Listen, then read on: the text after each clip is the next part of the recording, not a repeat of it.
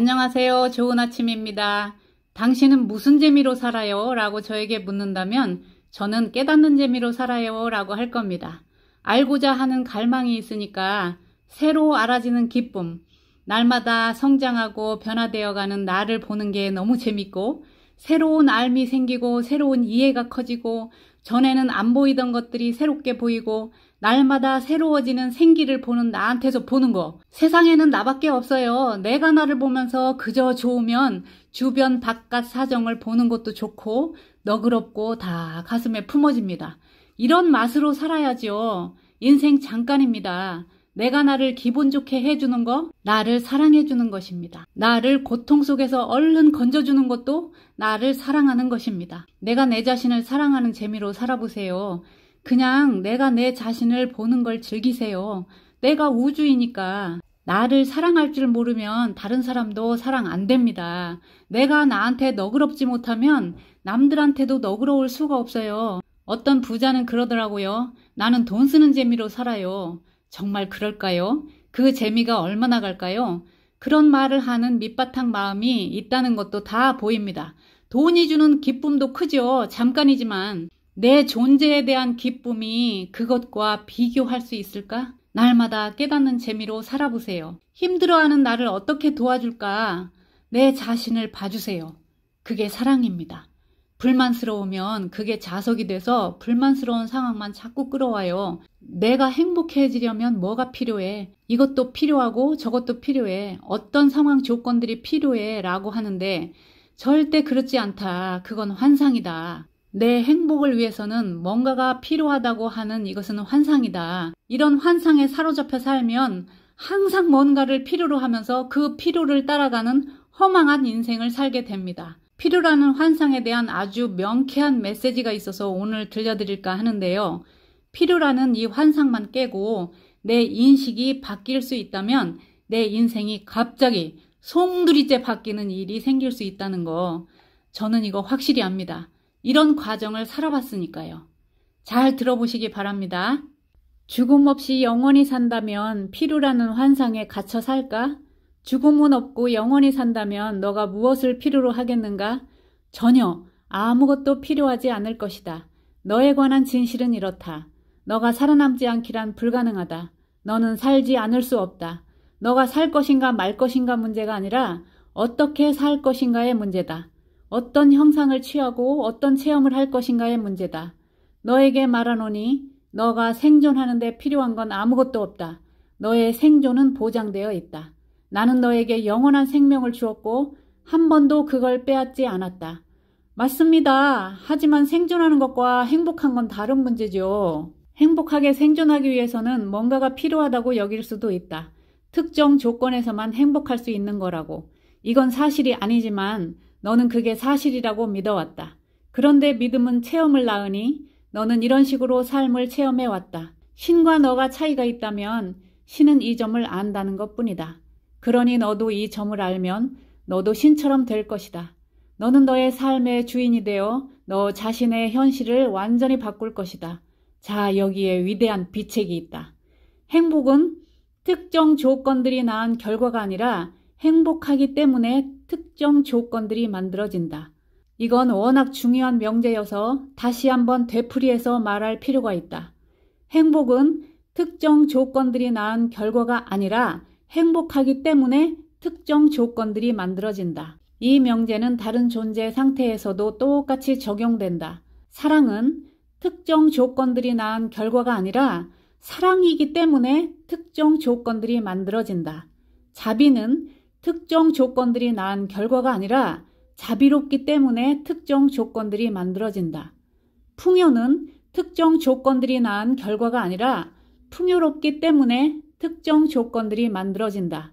너가 상상하거나 고안해낼 수 있는 모든 존재 상태를 여기에 대입해 보아라. 체험에 앞서 되어 있음, 그것이 체험을 낳는다는 명제에 모두 다 잘 들어맞을 테니까 이 점을 알지 못했기에 너는 행복해지려면 특정 상황이 벌어져야 한다고 생각해왔다. 신은 너보다 더 위대하지 않다.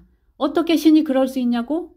신이 너희이고 너희가 신이니까 너는 너 자신이 생각하는 것보다 위대하다. 선각자는 이걸 안다. 이걸 아는 선각자들이 지금 이 순간 지구 위를 걸어다니고 있다. 전통과 종교와 문화는 서로 다르지만 그들은 모두 한 가지 공통점을 가지고 있다. 어떤 것도 선각자들을 불행하게 만들 수 없다는 공통점을. 너희 원시 문화 초기에는 인간들 대부분이 이런 깨달음 경지에 이르지 못했다. 그들의 유일한 바람은 불행이나 고통을 피하는 것이다. 고통이 반드시 불행을 낳지는 않는다는 걸 이해하기에는 그들의 인식이 너무 한정돼 있었다. 그래서 그들은 쾌락, 욕구, 원칙이라고 표현되는 것을 중심으로 삶의 전략을 세웠다. 쾌락을 가져다 주는 것에 다가갔고 고통을 일으키는 것으로부터 달아났다. 이렇게 해서 첫 번째 환상인 필요하다라고 하는 발상이 태어났다. 아마도 이것이 최초의 실수라고 해도 좋을 것이다. 필요는 존재하지 않는다. 필요하다고 하는 건 허구이다. 행복은 마음의 상태이니 너가 행복해지기 위해서 필요한 건 아무것도 없다.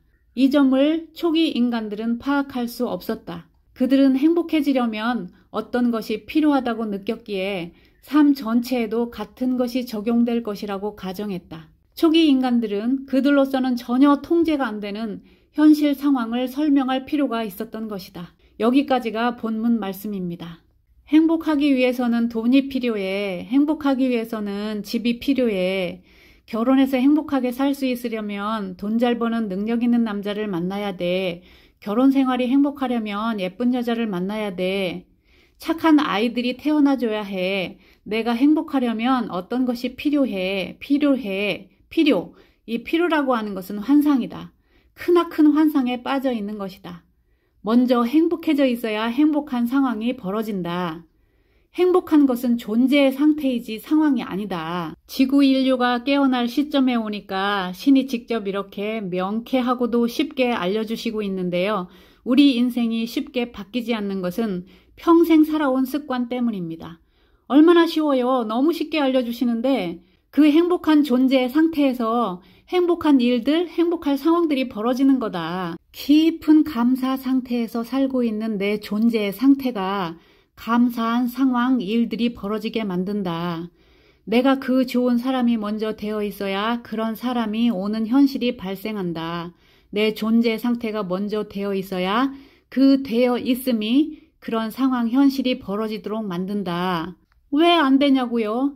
감사거리들이 눈만 뜨면 지천인데 감사하는 상태는 사랑 상태와 똑같은 것입니다.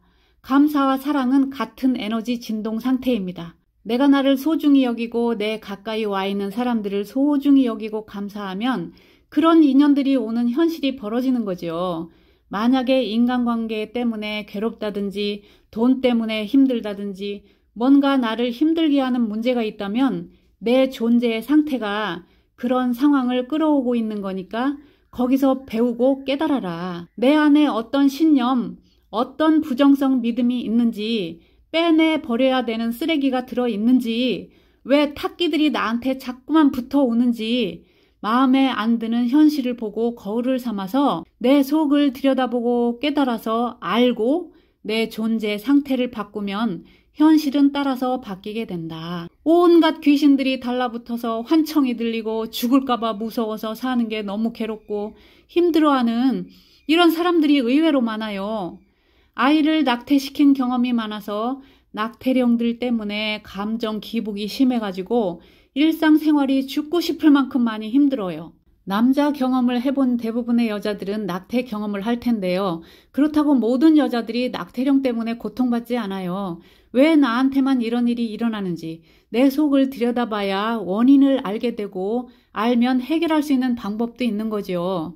이런 상황에 처한 사람들은 괴로운 이 문제만 없애주세요 라고 하는데 나의 존재 상태를 바꿔야 그런 것들이 나한테 들러붙지 않는데 내 스스로 힘은 키우려 하지 않고 남의 힘만 빌려서 내 이 괴로운 상황에서 빠져나갈 궁리만을 해요. 그러면 근본적인 해결이 어렵습니다.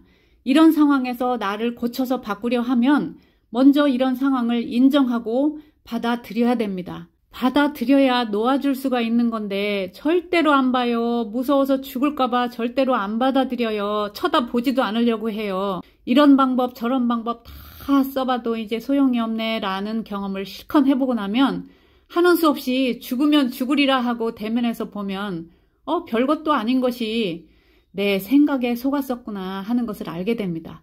이걸 대면해서 볼 힘을 키워야 됩니다. 내가 풀기 어려운 문제들 앞에 직면하게 된 이유는 내 영혼이 이런 경험을 통해서 성장하려고 벌어진 일들이라는 거, 아무리 발버둥을 쳐도 다 겪어서 이 과정을 통과해야지만 그 다음 단계로 졸업하고 넘어갈 수가 있는 건데, 이런 경우는 도와줄 수도 없고 도와줘서도 안 돼요. 다 겪어서 어느 정도 때가 됐을 때에는 옆에서 힘 있는 사람이 도와줘도 해결이 쉽고 빠르게 됩니다. 요즘 깨어나는 사람들이 엄청나게 많아지는 세상이 됐는데요. 깨어나는 사람들이 많다는 것은 세상이 그만큼 밝아진다는 말인데, 빛이 밝으면 그림자도 짙어요. 그림자 현상들도 그에 비례해서 강력하게 나타난다는 것을 알고, 나한테 이런 어두운 면이 발견될 때는 빨리 정신을 차리고 자신 내면을 빛으로 밝혀서 어두운 탁기들이 나한테 달라붙지 못하게 내 존재의 환경을 개선해 놔야 된다. 내 자신을 돌보고 관리해 줘야 됩니다. 갈수록 이런 현상들이 더 강력하게 양극화되어서 나타날 것입니다. 예수님이 어떤 병자는 고쳐주고 어떤 병자들은 왜 안 고쳐줬을까요? 그 과정을 지켜봐 줘야 하는 사람이 있고 바로 고쳐줘서 도움을 줘야 되는 사람이 있는데, 이걸 구분 못하고서 불쌍하다고 다 도와주면 월권이 될 수도 있습니다. 상처 치유에 도움을 주는 상담사 역할을 하는 사람들, 힐러들, 영적 성장을 돕는 성직자들이나 이런 일들에 종사하는 사람들은 이걸 구분할 줄 아는 뛰어난 안목이 있어야 합니다. 12년, 13년 됐든가 제가 써서 출간한 칼라 책인데요. 칼라 상담을 10년 넘게 해오는 동안에 이론과 경험으로 알게 된 부분들이 있는데요. 핑크빛 영혼들, 초록의 사람들은 사랑이 많은데 취약점이 있어요. 지나치게 주는 문제 때문에 남들 챙기다가 내가 지쳐서 늘 나가 떨어지는 이런 경험을 하는데, 이걸 졸업을 못해서 평생 힘들게 삽니다. 이런 사람들은 심성이 엄청 착한데 그 착함이 세상을 어지럽힌다, 세상 질서를 무너뜨리는 엄청난 악이 될 수도 있다는 거, 이걸 몰라요. 착한 건 그런 면에서 병입니다. 착하게 살지 말고 올바르게 살아야 돼요. 나를 위해서도 다른 사람들을 위해서도. 이게 무슨 뜻이냐면요. 고통스러워하는 사람을 보는 게 힘드니까 그냥 내가 얼른 도와주는 거야.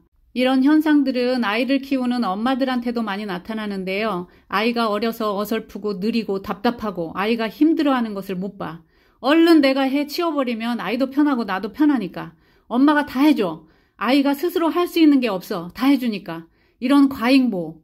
그 영혼이 힘들고 고통스러운 경험을 통해서 어딘가에 이루고자 하는 영혼의 성장 계획이 있는데, 그 기회를 빼앗아 버리면 그 과정을 성장하기 위해서 다시 설계해야 되는 문제도 있지만, 힘든 거 안 하려고 하는 습성이 생기고 남을 의존하게 만들고 연약해지고, 정석으로 가는 길은 힘드니까 사기칠 마음을 갖게 만들고, 힘든 걸 극복하고 나서 느끼는 성취감, 보람, 이런 걸 다 뺏는 것이다. 얘기를 하다 보니까 다른 방향으로 좀 흘렀는데요. 오늘 주시는 신의 메시지는 너무 쉽고도 간단한 원리인데, 이 메시지를 접하는 순간 여기서 인식의 변화가 오고 나의 관념이나 믿음의 체계가 바뀌고 생활 습관까지 바뀔 수 있는 강력한 깨달음이 온다면, 우리는 여기서 한 단계 도약이 일어나서 영적으로 성장한 것만큼 현실에서 경험되는 것도 확연히 달라진다는 거. 어떤 것도 신을 불행하게 만들 수 없다. 신뿐만이 아니라 이걸 깨달은 선각자들도 마찬가지로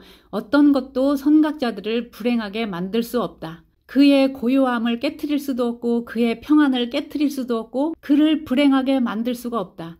이런 경지에 이른 선각자들이 지금 이 지구 위를 걸어다니고 있다. 나도 오늘 이 메시지를 깨달아서 아는 그 강력함은 어떤 것도 나를 불행하게 만들 수 없다 하는 이 존재의 상태가 되어 있어야 한다, 이 말입니다. 적당히 알아서는 안 돼요. 무릎을 탁 치는 깨어남, 알아지는 것, 천둥 소리 같은 크게 들리는 하늘의 소리가 있을 때 내 존재가 변한다, 의식이 바뀐다, 크게 성장한다, 이 말입니다. 같은 메시지를 듣고도 별거 없네 이런 사람이 있고, 어떤 사람은 천둥 소리 같이 큰 하늘의 소리로 들어요. 왜 이런 차이가 날까요? 듣고자 하는 귀, 들을 귀 있는 자는 들으라 했는데 내가 듣고자 하고 내가 바뀌고자 하고 성장하고자 하고 이런 갈망, 심령이 가난한 자 복이 있나니 천국이 저희 것이라 그랬습니다. 내 속에 그런 갈망이 있는가? 듣고자 하는 그 간절함이 있는가? 이런 사람들은 천둥 소리로 듣고 그 순간에 깨어나고 삶에 실제 변화가 일어납니다.